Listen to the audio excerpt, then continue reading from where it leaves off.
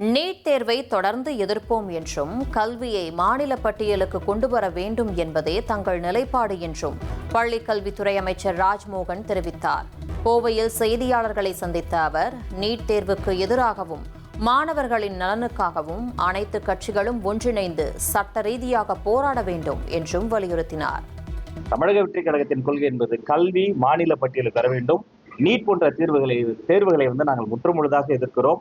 இதுதான் எங்களுடைய நிலைப்பாடு. பல முறை இதை தெளிவாக சொல்லிட்டோம். இதில் அரசியல் செய்வதை விடுத்துவிட்டு ஆக்கப்பூர்வமாக அந்த மாணவர்களுக்கு ஆக்கப்பூர்வமாக இந்த விஷயத்தில் சட்ட ரீதியாக போராடுவதற்கு அனைவரும் ஒன்றிணைய வேண்டும். அரசியல் வேறுபாடுகளை தாண்டி அனைத்து கட்சிகளும் ஒன்றாக நிற்க வேண்டும் என்பதை நான் தெரிவித்தேன்.